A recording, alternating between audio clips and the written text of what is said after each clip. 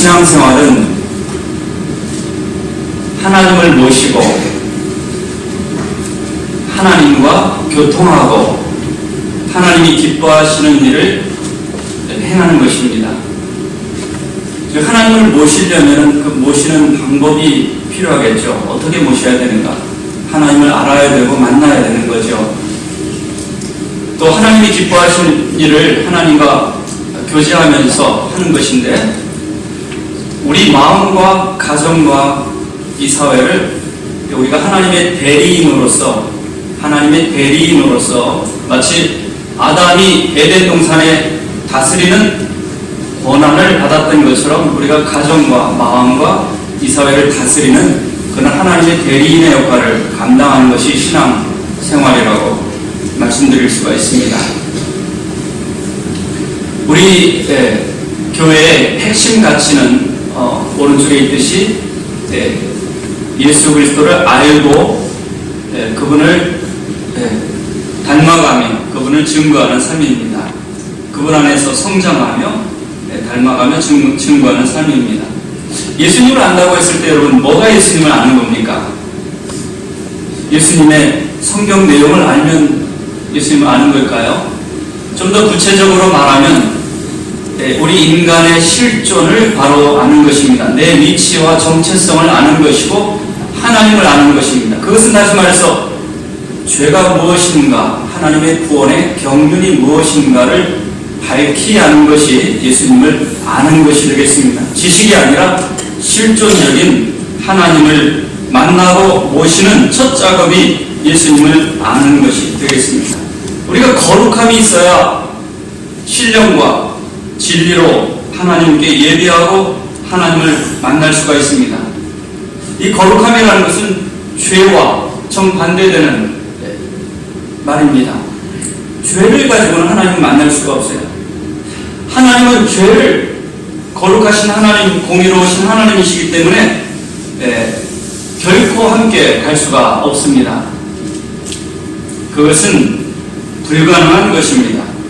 그래서 예배의 목적은 하나님을 만나는 것인데, 거룩한 성도들이, 신자들이, 믿는 자들이 하나님을 만나는 것입니다. 우리 예배 가운데 보면 참회의 기도 시간이 있습니다. 이것은 종교개혁의 전통에서 시작한 것입니다.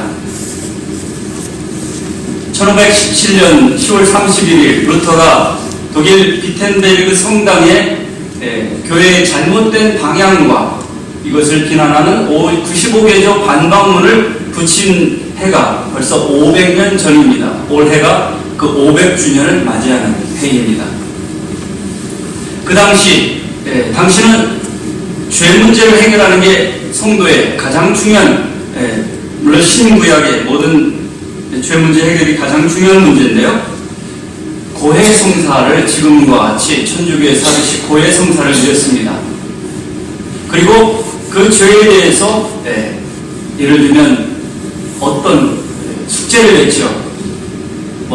성지순례를 해라, 무릎으로 계단을 올라가라 등등, 아니면 채찍으로 등을 때려서 죄를 쫓아내라, 여러 가지 숙제를 했는데 그 숙제가 끝나기 전에는 죄 용서가 없어요. 그것은 예배 시간에 하는 게 아니라 예배 시간 밖에 했습니다. 따라서 성직자의 권력은 하늘을 찌를 듯 했습니다. 종교개혁자들은 이런 부당함과 인간이 권력이 높아지는 것을 경계하고 그 고해성사를 예배 시간에 가지고 왔습니다. 그게 우리가 드리는 참회의 기도입니다. 그리고 예배 밖에서 이루어지는 일을 예배 안에서 이루어지도록 가져온 것이 참회의 기도입니다. 그리고 거기서 하나님의 말씀이 용서를 합니다. 성직자가 용서하는 게 아니라 하나님의 말씀이 용서를 합니다. 우리가 예배 시간에 설교가 가장 중요하다고 하는데, 그 전에 죄 사함의 거룩함을 가지고 말씀을 받아야 하나님과 만나는 것입니다. 우리 그래야 기도가 하나님께 올려드려지는 겁니다. 그래서 우리는 기도와 말씀 전에 참회의 기도를 드리죠. 기도를 드리면 하나님께서는 말씀으로 우리를 용서해 주십니다. 그러므로 이제 그리스도 예수 안에 있는 자에게는 결코 정죄함이 없느니라. 무죄 선언을 하나님의 심판대 앞에서 하시는 겁니다. 이게 중요한 열쇠입니다. 예배로 나가는, 은혜의 보좌로 나가는 중요한 열쇠입니다. 우리가 사죄의 기도는 종교개혁 전통이라는 것을 먼저 말씀을 드립니다. 그런데 물론 이것을 예배 가운데 넣지 않는 교회도 있고 그렇지만 다 사죄의 기도를, 참회의 기도를 우리는 드립니다. 근데 유독 기독교라고 하면서 사죄의 기도를 드리지 않는 그런 집단이 있습니다. 바로 세월호 참사의 주범인 구원파입니다. 구원파의 핵심 교리는 하나님께서 예수님을 통해서 과거와 미래의 죄를 다 용서하셨기 때문에 무슨 죄를 저지르고 무슨 도덕질을 하고 사람을 죽인다 하더라도 용서받는다는 그런 괴짜 믿음입니다.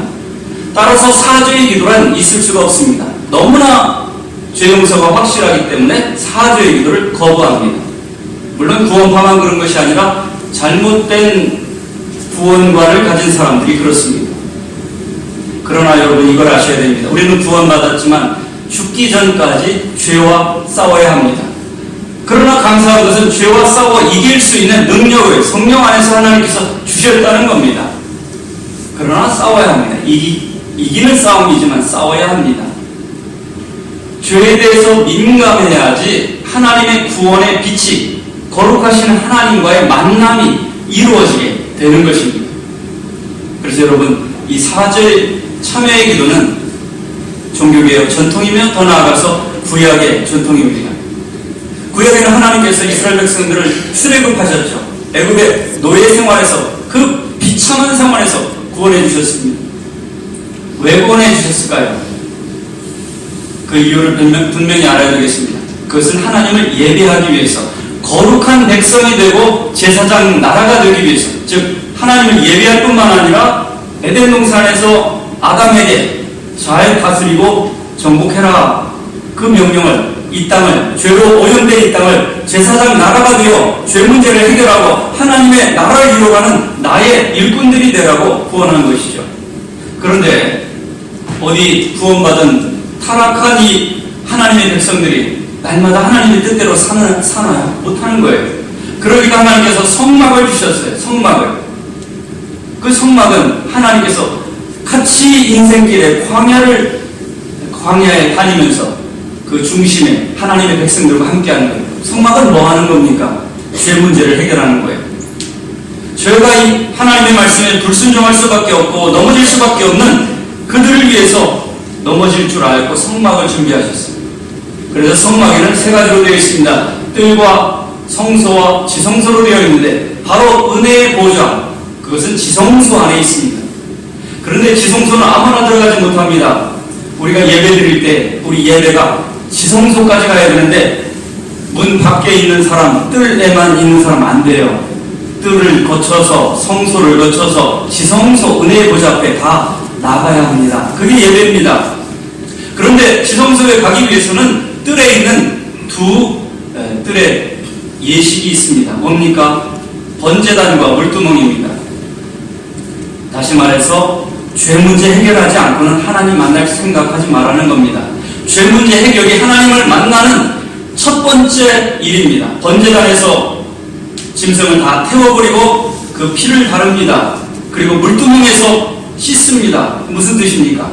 오늘날로 말하면 예수님의 보혈의 피를, 예수님의 구원의 은혜를 덧입어 하나님께 나가는 거죠. 그리고 물두멍, 성령의 물로 하나님의 말씀으로 우리 마음을 씻는 것입니다. 이 씻는 것, 비우는 과정이 없이는 하나님의 은혜를 채울 수가 없습니다. 그래서 성소에 들어갑니다. 거기는 말씀과 기도가 있는 것입니다.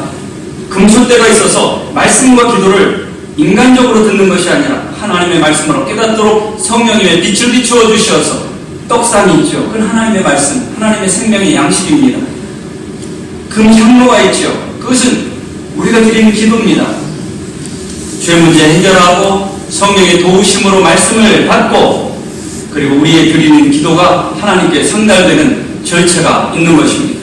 그 다음에 이제 지성소에 가서 하나님의 법궤, 그리고 거기 안에 하나님의 시은좌, 은혜 베푸는 자리에 나아가서 하나님을 만나고 그리고 나오게 될 때 하나님의 임재 가운데 이 땅에서 죄를 물리치고 하나님의 나라를 이루어가는 하나님의 청지기들, 대리인으로 살아가도록 새롭게 하는 장소가 바로 성막입니다. 그런데 그 성막이 예배 가운데 다 들어와 있습니다. 예수님의 십자가와 성령의 도우심과 하나님의 사죄의 번제단의 죄의 사함과 그리고 말씀과 기도를 그 다음에 하나님께 드리고 하나님의 말씀을 받게 되는 거지요. 이게 바로 구약의 성막, 오늘날의 예배 종교 개혁의 전통인 것입니다.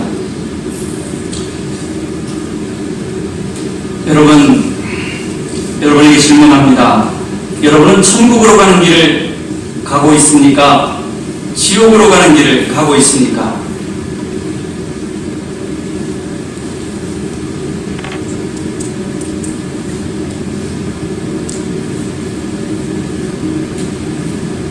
생소한 질문, 당황스러운 질문, 너무나도 직접적인 질문이 될 수가 있습니다. 많은 사람들이 잘 알지 못합니다. 오직 거룩한 사람만 천국의 길을 걷고 있다는 것을 알지 못합니다.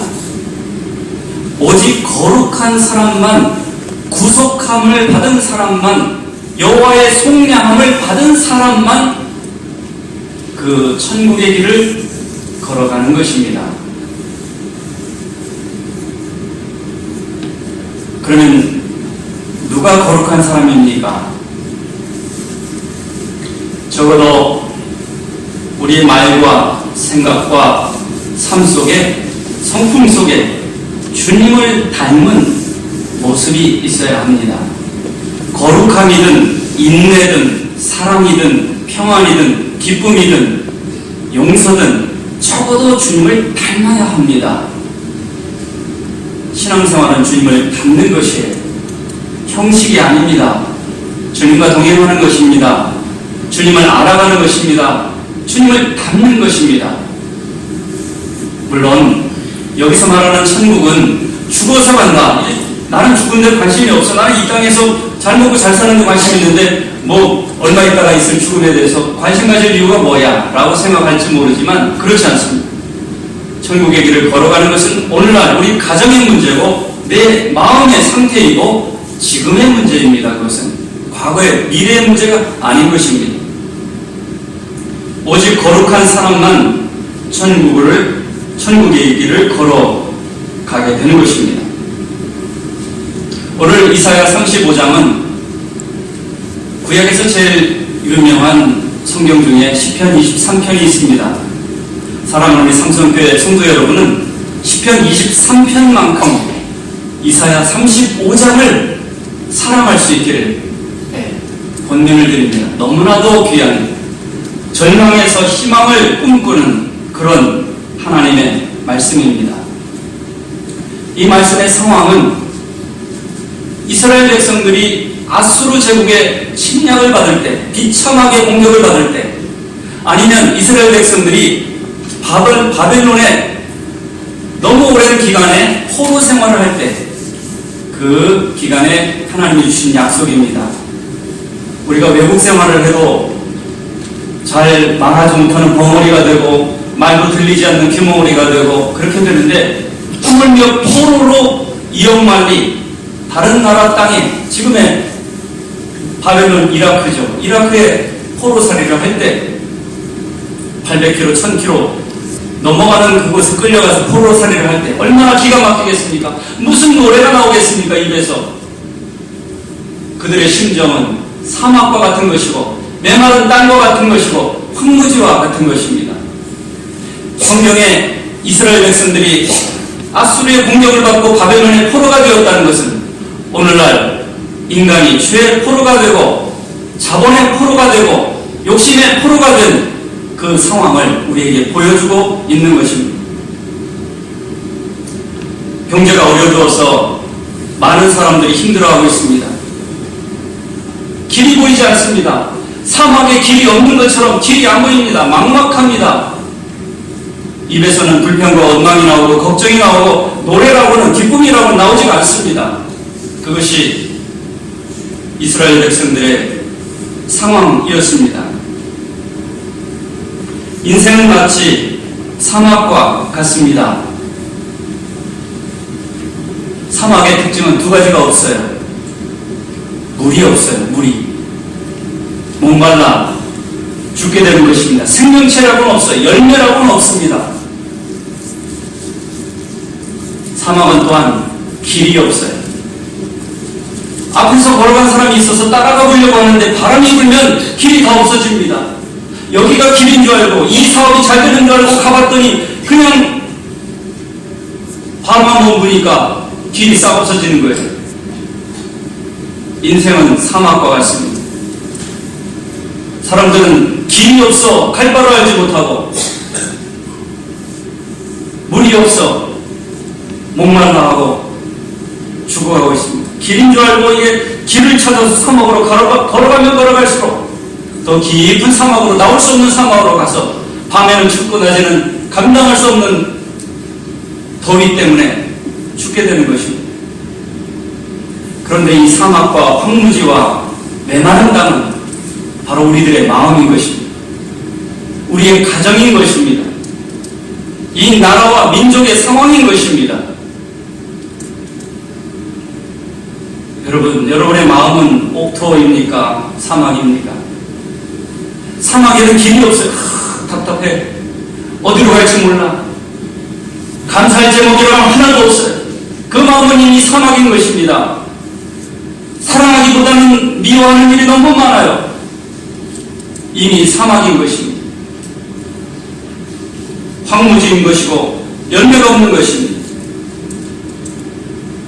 그런데 놀라운 것은 하나님께서 이 두 가지 문제를 해결해 주신다는 거예요. 사막에 물이 나게 하고 황무지에 장미가 피게 하고 그리고 길을 대로를 거룩한 길을 만들어 주시겠다는 거예요.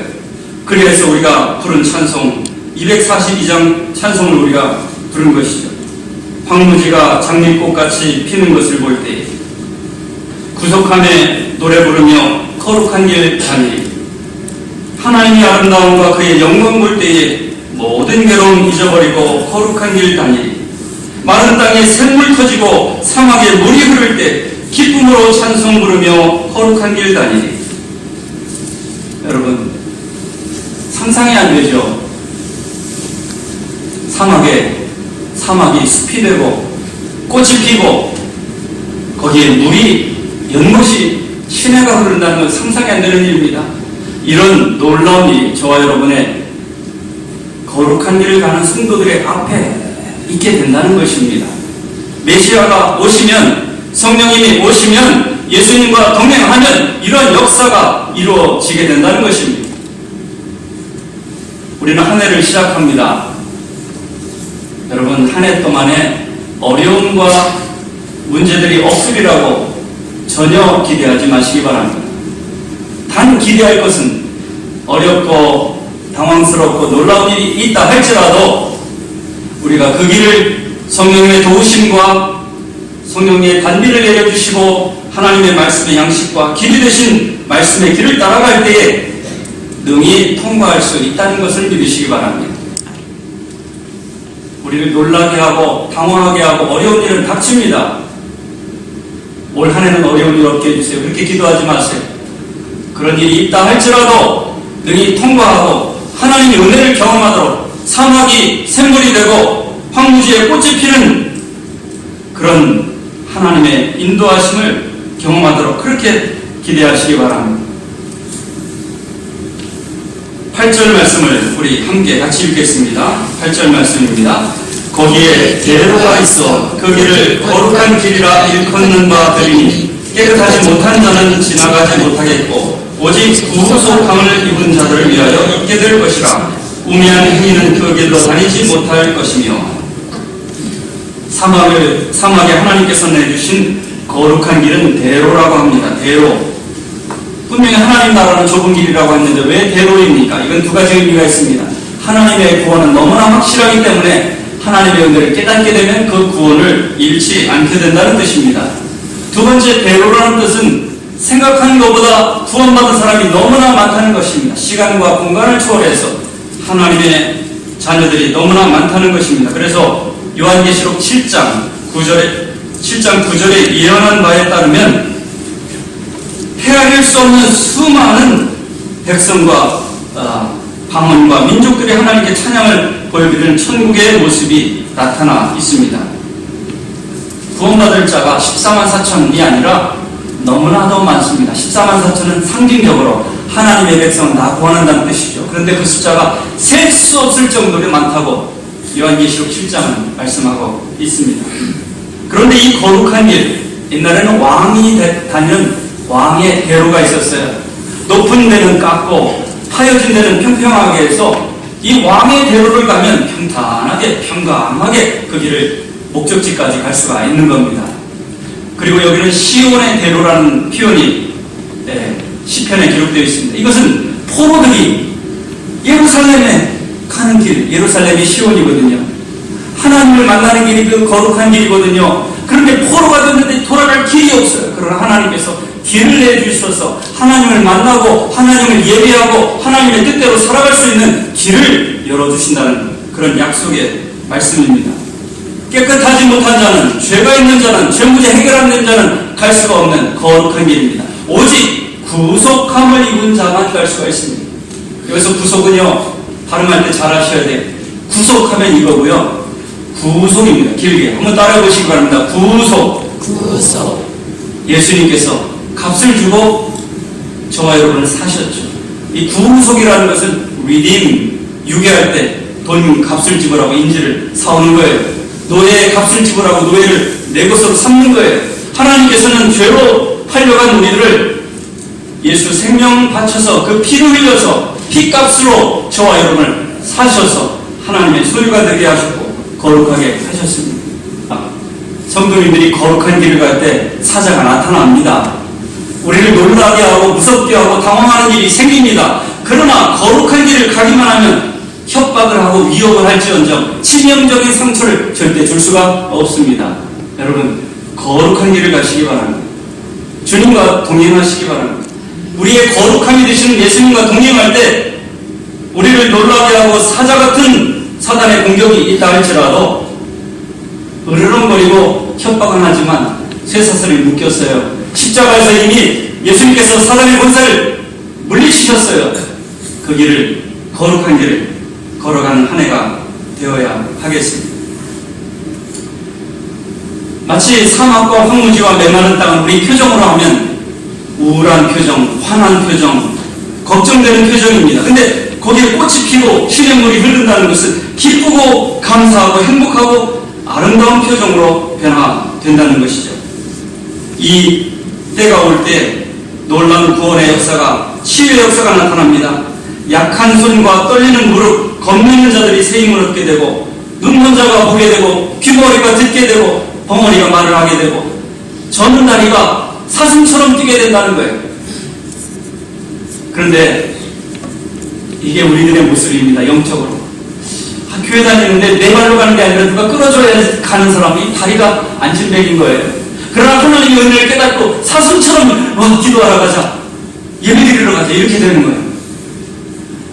신앙생활 오래 하는데 이게 기도가 안 돼요. 입에서 기도가 안 나와요. 찬양이 안 나와요. 아이고, 무슨 재미로 찬양을 하나, 이래요. 그러나 하나님의 은혜를 깨닫게 되면 찬양이 그냥 저절로 나오게 되는 거예요.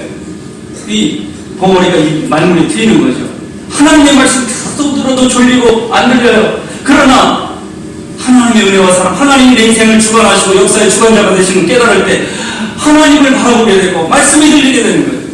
말씀이 내 길이 되는 거예요.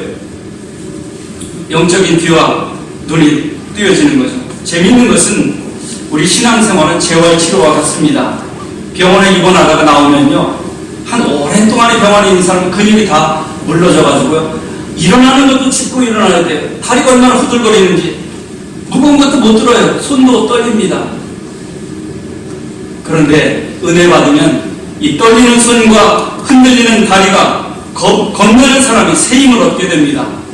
자꾸 약한 소리, 남에게 봉사하고 섬기는 게 안 돼요. 우리 구역장님들 구역에서 식사 봉사할 때 집에서 한 서너 명 되는 식구들 식사했다가 갑자기 구역장 돼가지고 100명 되는 식사를 준비하려니까 이게 손이 떨리죠. 약해지죠. 이거 어떻게 해야 되나. 근데 하나님이 성령이 힘이 주셔서 그 많은 일을 약한 손이 강하게 되는 거예요. 어떻게 부장님을 감당하나. 다리가 후들거리는데 주님의 도움으로 하나님의 말씀으로 은혜를 받아서 넉넉히 감당하는 거예요. 열심 있는 삶을 살게 되는 거예요. 겁내는 자가 머리로 나는데 행동이 안 돼요. 겁먹은 자죠. 그러나 주님의 은혜 안에 있을 때, 성령님과 동행할 때 그 모든 게 치유되는 역사가 있게 되는 것입니다. 세례 요한은 예수님이 메시아라고 알려주고 태어날 때부터 6개월 먼저 태어나고 그리고 예수님을 세례 준 자입니다. 그런데 세례 요한이 시험에 들었어요. 하나님이 오시면 이 악은 다 청산하고 로마 압제비들은 다 물러가고 해방이 되는 줄 알았더니 해방이 안 되는 거예요. 예수님이 거지들과 가난한 자들과 아픈 자들과 어울려 다니면서 이게 영 양이 안 차는 거예요. 세례 요한은 하나님의 말씀을 외치다가 감옥에 갇혔어요. 감옥에 갇혀서 시험에 들었어요. 저분이 메시아 맞나? 구원자 맞나? 제자를 보냈어요. 제자가 예수님께 묻습니다. 오신다는 그 메시아가 예수님 맞으십니까? 물었습니다. 예수님께서 말씀하십니다. 오늘 이사야 말씀을 인용합니다. 가서 세례 요한에게 말해줘라. 안진뱅이가 일어나고 눈먼 자가 보게 되고 귀머거리가 듣게 되고 벙어리가 말을 하게 되는 걸 알려줘라. 무슨 뜻입니까? 내가 메시아 맞다. 이사야 35장의 제5복음서, 마태, 마가, 누가, 요한 4복음서 말고 제5복음서인 이사야에 예언한 그 메시아가 나니라, 이런 뜻이에요. 예수님과 함께하면 귀가 열립니다. 벙어리가 말을 하게 되고 기도하게 되고 감사와 사랑과 축복의 말이 나옵니다. 생전 냉랭했던 사람이 회개에 눈물을 흘리게 되는 것입니다. 10절은 그리하여서 결과는 거기에는 사나운 짐승이나 사자가 없습니다. 악한 자는 들어갈 수 없다는 거죠. 거기에는 고난이 없다는 거죠. 영원한 즐거움만 있게 되는 것입니다. 여러분, 그러면 예수님께서 우리의 거룩함이 되십니다. 고린도전서 1장 30절에 주 예수 그리스도는 우리의 거룩함과 의로움과 지혜와 구원함이 되셨다. 예수님 말미암아 우리가 거룩한 길을 가는 겁니다. 나는 길이요 진리요 생명이라고 나로 말미암지 않고는 아버지께로 올 자가 없느니라. 다시 말해서 십자가가 아니고서는 이 거룩한 길을 갈 수가 없습니다. 믿는 자가 된다는 것은 옛사람을 벗어버리고 하나님을 따라서 의와 진리의 거룩함으로 지으심을 받은 새 사람을 덧입는 것입니다. 그러면 적용하겠습니다. 거룩의 학교의 4가지 기본 단계는 뭡니까? 첫째는 하나님을 찬양하는 겁니다. 창조주 하나님을 찬양하는 겁니다. 두 번째는 하나님의 은혜를 감사하는 겁니다. 구원의 은혜를 감사하는 겁니다. 세 번째는 주님을 본받아 예수 그리스도를 우리의 구세주가 된 예수님을 높이는 겁니다. 나를 높이는 인생이 아니라 하나님을 높이는 인생, 하나님을 높이는 교회, 그리스도를 높이는 가정, 그게 바로 거룩한 삶의 길입니다. 마지막으로는 주님을, 성품을 닮아가는 것이죠. 여러분, 거룩한 길을 다니는 한 주간 또 하루하루 올 한 해가 되기를 주님의 이름으로 축복합니다. 기도하겠습니다. 하나님 아버지, 인생은 또 우리나라와 우리 가정은 사막과 같습니다. 하나님의 은혜와 사랑으로 시온의 대로를 열어주시어서 이 나라가 다시금 길을 찾게 하여 주옵소서. 우리 가정과 우리 자녀들이 다시금 길을 찾게 하여 주옵소서. 앞길이 막막하고 사막에 길이 없는 것처럼 물이 없는 것처럼 취업의 문제로 방황한 우리 청년들에게 거룩한 길을 다닐 수 있도록 주님 동행하여 주옵소서. 예수님의 이름으로 기도드리옵나이다. 아멘.